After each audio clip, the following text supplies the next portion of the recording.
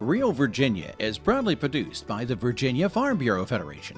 For almost a century, Farm Bureau has been a friend of the farm for all Virginians. Visit our website at vafb.com. Hello everyone and welcome to Real Virginia, a show about Virginia agriculture and the people who produce the wonderful local products we enjoy. Brought to you by the Virginia Farm Bureau. Many cattle farmers are implementing a new method of improving their pastures. Chef Tammy Brawley has a recipe for your holiday gatherings that features Virginia products. And what does it take to start or stay in the Christmas tree business? We'll visit new and established operations. Home will always be Virginia, between the Blue Ridge and Chesapeake Bay, Atlantic to Appalachia, home in my heart always. Welcome back to Real Virginia, everyone. We're coming to you this week from the O'Neill Christmas Tree Farm in Amelia County. We'll have more on these holiday favorites in just a few minutes. But first, Burke Moeller explains how some cattle producers are using trees to improve their pastures. When the leaves turn autumn colors like they have here, it's a reminder of all the shade they bring. Cattle like shade too, especially in the hot months. Farmers who are trying to keep their livestock happy are turning to a technique that's literally made in the shade. It's called Silvopasture, a mix of the Latin word silva, meaning forest, and pastura, meaning grazing. A silvopasture is the deliberate integration of trees and grass to provide an ideal environment for cattle grazing. If livestock don't have access to shade, which has historically been down by the streams or the pond in the riparian areas on the farms, then it can get pretty hot and intensive, and they tend not to want to graze, and it just decreases production and animal comfort. Daniel works with farmers and other landowners who are interested in developing a silvopasture field, like this one in Charlotte County. It's part of Clark Poindexter's land, which he developed 11 years ago to be used for silvopasture. And as Poindexter notes, it was time to do some tree maintenance anyway. It was going to be thinned, so rather than thinning in a traditional way, we decided to thin utilizing corridors and planting grass between the corridors for the cattle to graze. Poindexter developed this silvopasture field in the traditional way by thinning out existing trees to create the rows for the cattle. It's popular when a forest area is ready for its first commercial thinning, but it can also be developed the other way by planting trees in an existing pasture. We can plant trees in specific rows. It won't be random across the pasture, but it'll be a row and alley layout so that over the period of 4 to 5 years, as those trees grow and establish and get big enough to withstand livestock impact, then maybe the farmers can raise hay or make hay in those alleys until those trees are big enough to withstand livestock impact. Loblolly pine trees, which are abundant in Virginia, are good for growing a silvopasture field from the ground up. They tend to grow quickly and straight up. Anyone considering a silvopasture field also needs to know how wide to make their rows. Well, we chose about 50 feet. That's kind of easy to maintain. Works well with the sprayer and the fertilizers.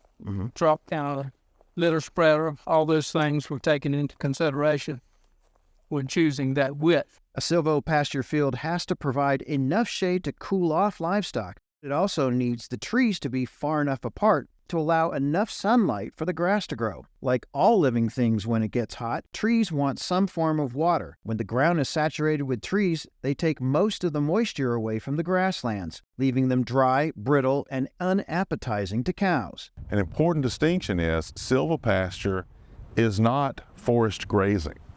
Okay, it's very different. We're going to manage the land unit so that we can get enough sunlight to the surface. We can actually establish and grow grasses and legumes just like in a pasture, but there's enough light to sustain them. This field is at the Southern Piedmont Agricultural Research and Extension Center, run by Virginia Tech. Daniel says it was thinned 9 years ago, and now there's more growth of the leaves and branches at the top, providing more shade than there was before it was thinned. Silvopasture can be a great technique for getting dual use from the same piece of land, but it's not a set-and-forget operation. The grassland and the trees themselves must be maintained. And even if cattle are put under the trees during the summer, they will overgraze and could kill off the grass. So livestock need to be rotated on and off certain parcels of land, just like everywhere else. If there are any landowners who are interested in learning more about silvopasture and maybe establishing some on their own farm, they should go by the local USDA Service Center. That's United States Department of Agriculture Service Center. They're in most localities across the state. And just let their local district conservationists know that they're interested in maybe implementing or establishing some silvopasture.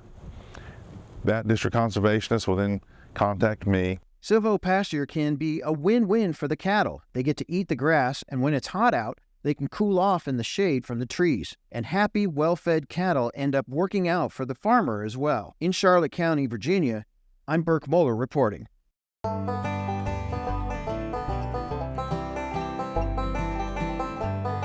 The industries of agriculture and forestry are tightly intertwined in the Old Dominion. In 2021, the combined total economic impact of the two industries was estimated at $106 billion, according to the Weldon Cooper Center for Public Service.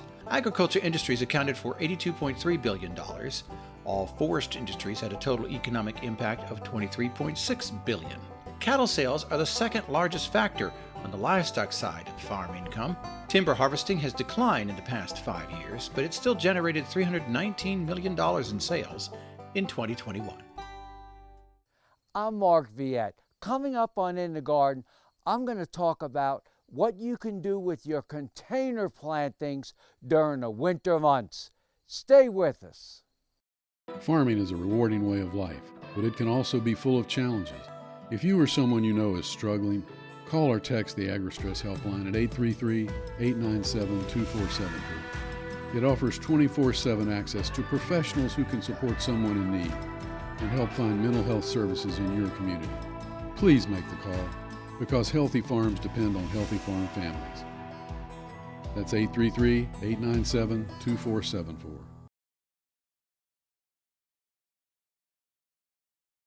Large planters are a great way to add interest to your landscaping. But when the weather turns cold, they need to be protected. Mark Viette shows us how to move them indoors, in the garden.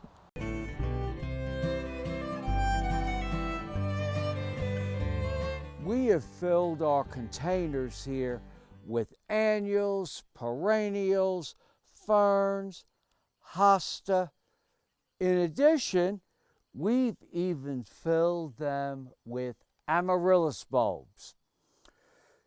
Now, you might want to move some of these containers during the winter months so your amaryllis bulbs don't freeze. Heat comes out of the house or many of our homes.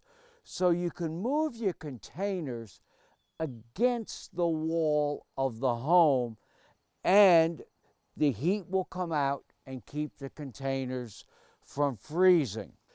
So what you want to do is bring this blanket, and you want to be sure you go all the way against the brick wall. You want to capture the heat. And then I'm going to bring part of the blanket and put it on top, and also lean it against the brick wall. And then I'm going to come all the way around. And again, you want to have your blanket completely go against the brick wall, because that's where the heat comes out of. But you want to make sure that the blanket completely seals with the ground. You don't want any air spaces around this. So you have a choice: quilts, blankets, or bags of leaves to help protect these plants. Now, there is one additional thing you can do to help protect your plants. This container of amaryllis has been brought in the garage and overwintered year after year after year. So what you want to do is carefully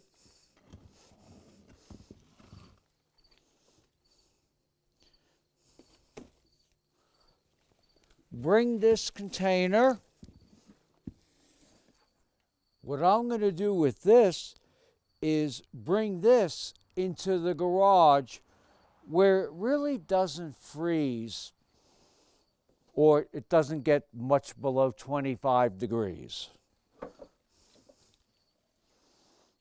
You want to make sure that you don't put your container just in the middle of the garage. You want to, again, put it against a wall. And all you need to do is just slide it right in against the wall.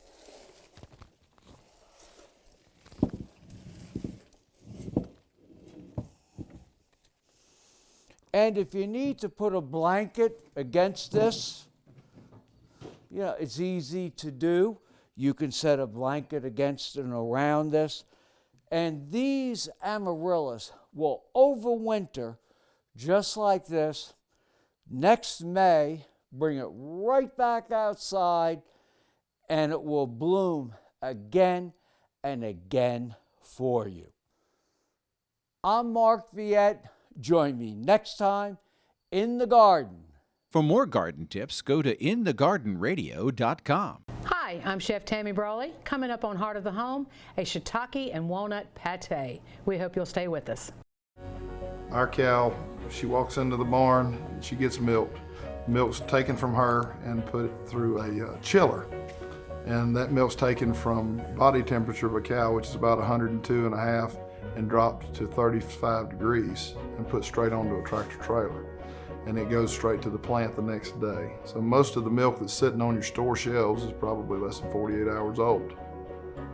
And that's a pretty good testament to how efficient we are. Holiday party season is here. Chef Tammy Brawley shows us a unique take on a party spread featuring Virginia mushrooms in the heart of the home.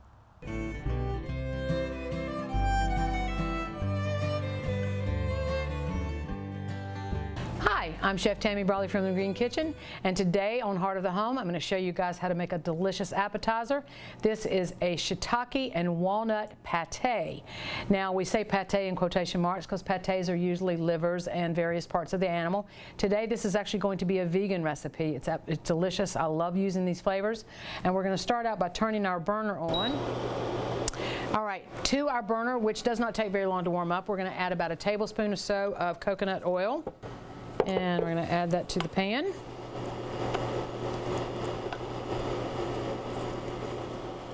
And we have, the recipe calls for about 6, quote unquote, of shiitake mushrooms. I've purchased them already sliced. It's a little bit easier, but if you do buy the whole shiitakes, you're going to want to take that stem off for sure. So these are already sliced up, and it might even be a little bit more than 6, but that's okay. So we're going to let our burner warm up. Now, one of the things that is important in cooking is that you never want to add a product to a cold fat because it will soak up that fat. You want to let that get nice and hot. This induction burner that I'm using does not take very long. I can see it's already pretty warm. So we're going to go ahead and add the mushrooms, which are sliced.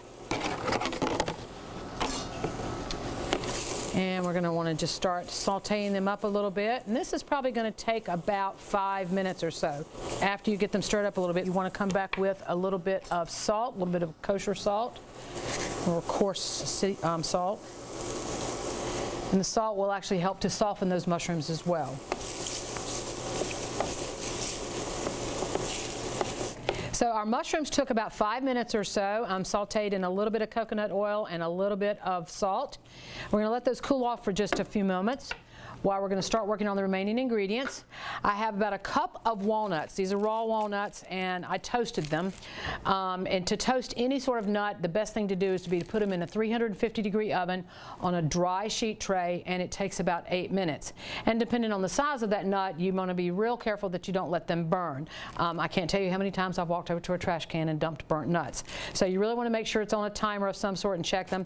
These took about 8 minutes or so, and we're going to add the cup of walnuts to our food processor. Then we're going to add about a half a cup of white beans, which I love using the cannellini beans. I tend to think that they've got a little bit more flavor than a standard white navy bean, but that's up to you if you prefer the other. We're going to add a half a cup of beans to the food processor as well. And then we're going to add a teaspoon or so, I think I'll just eyeball this, a teaspoon or so of maple syrup. It's also going to help sort of bind it a little bit, but also give it a little bit of sweetness. And then we're going to come back and add our mushrooms.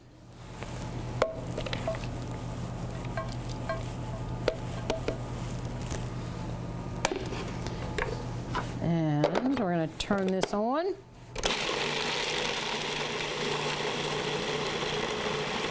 It should be nice and thick, and that's what we're looking for. Sort of a pate texture, certainly a pate color. Undo your food processor, and you want to scrape the sides.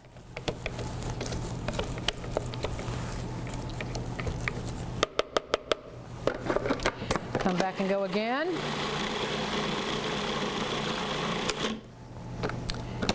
And now I'm actually going to taste just a little bit because I want to taste it for seasoning. Needs a little bit of salt.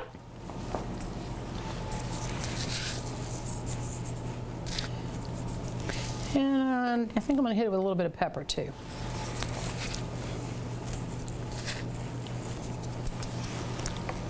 I'm going to come back again.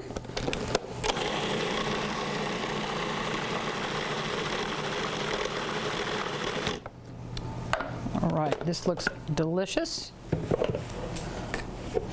Move some things out of the way here. Now, what I have found in the past, I've done this before, it's somewhat liquid, not really moist, but more moist than liquid. But what's happening is it's really almost too soft. So what I normally would do would be to put it into a plastic lined loaf pan and then put it in the refrigerator for a little while. And then you pull it out and you can shape it. We'll try that, but it might prove to be a little bit hard to mold. But let's see what we can do.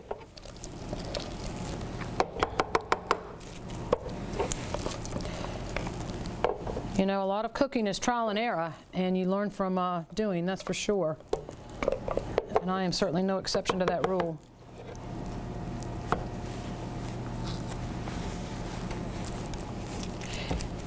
You can push it down. Take out your food processor blade, being careful not to cut yourself.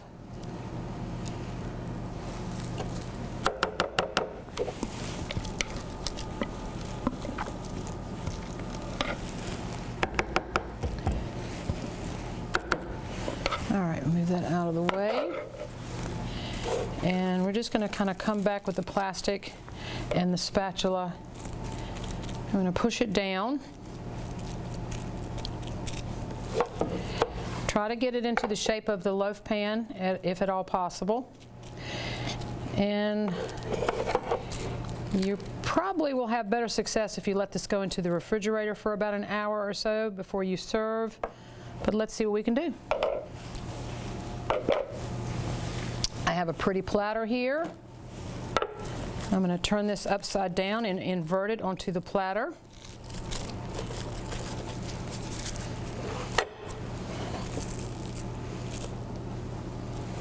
Move my loaf pan. Oh, this didn't come out bad at all. Sometimes I surprise myself. All right. And you can clean it up a little bit. Now I'm a little off center of the platter, but that's okay. You would want to garnish that with some chopped parsley if you have it on hand.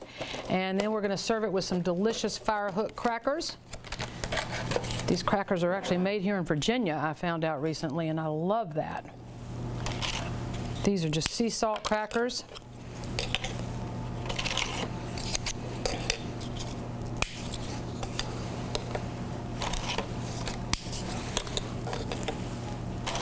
All right, and there you have it, a shiitake and walnut pate. It is a vegan recipe, so for those of you that have people in your family that don't eat meat, it's a great recipe, great to fix for the holidays. I'm Chef Tammy Brawley from the Green Kitchen. Join us next time on Heart of the Home. Recipes from the Heart of the Home can be found on the Virginia Farm Bureau website at vafb.com/recipes, as well as on Chef Tammy Brawley's website at greenkitchenrichmond.com.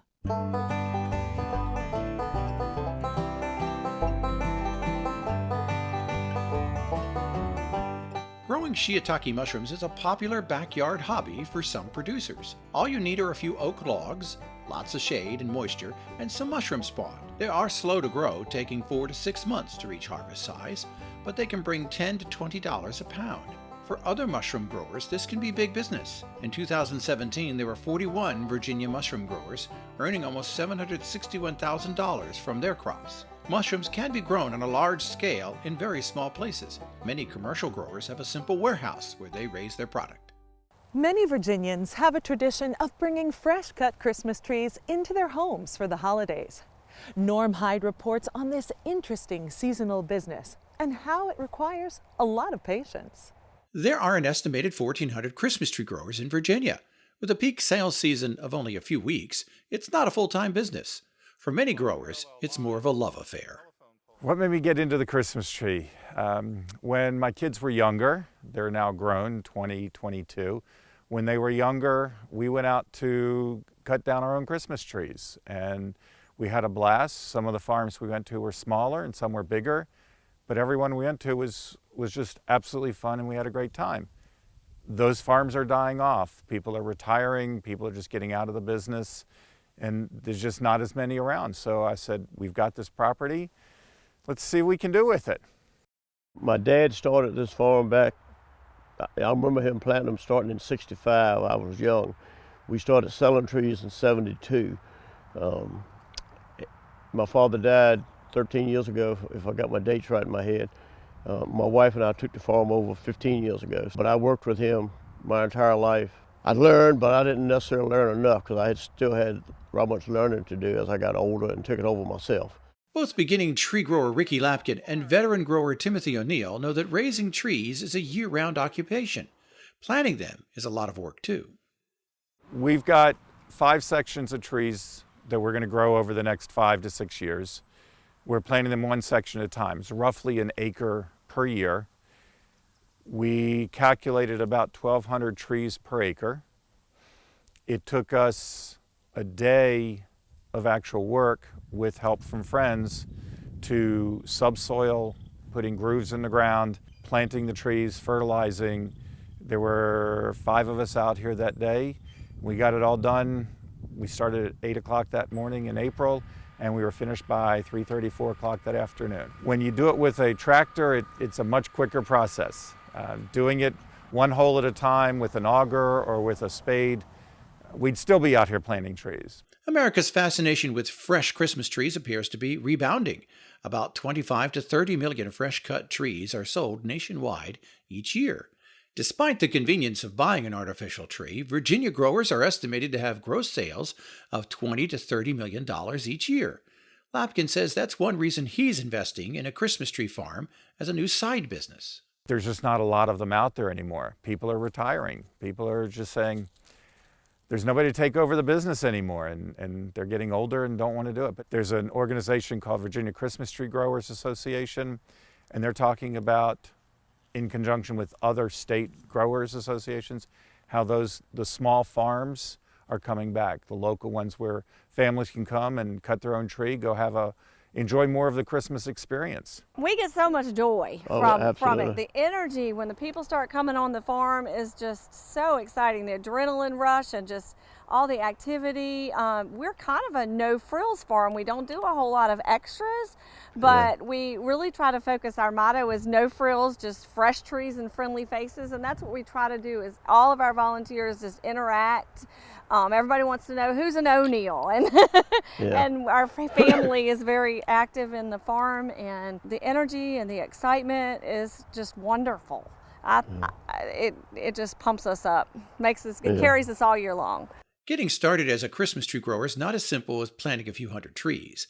Lapkin researched the costs and procedures for a year before recruiting friends and fellow growers to plant his first saplings.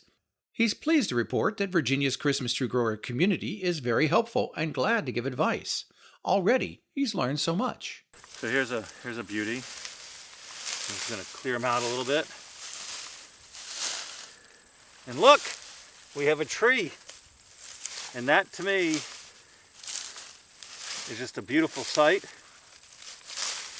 And he's grown. I can tell you he's grown because these were shorter And this is all new growth here.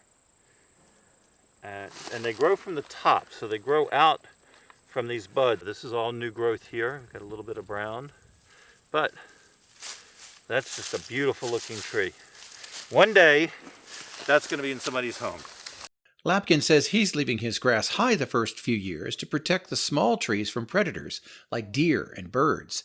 It's not unusual to lose 40% of your new trees each year. At the O'Neill farm, they don't mow between the rows until fall, but they enjoy working as a couple to shape the trees and prepare for the holiday rush. When my wife got to trimming trees with me, she said, this is like artwork. She got that hedge clipper and went to working, and you shaping a tree that when it's grown in June, when it grows, it looks scary almost. It just got new growth everywhere. And some of them will grow, the white pines will grow 2 feet, sticking everywhere. And you got to look at the tree and see what's going to be the new conical shape that we're going to go for. And you start your process of working, and it doesn't take but a couple of minutes to do a tree with the hedge clipper.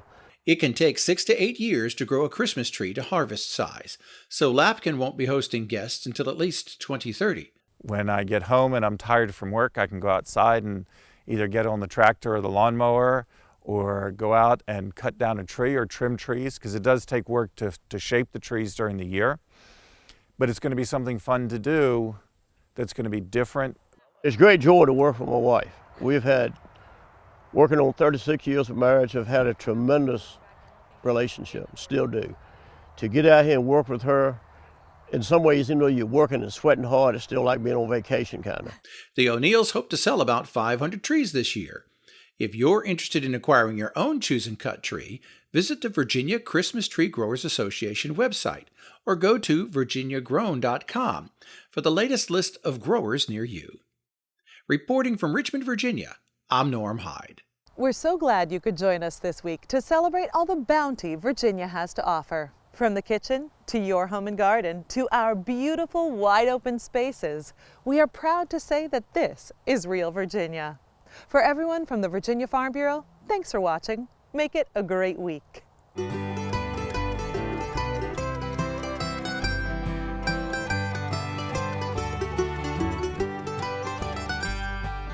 Home will always be Virginia, between the Blue Ridge and Chesapeake Bay, Atlantic to Appalachia.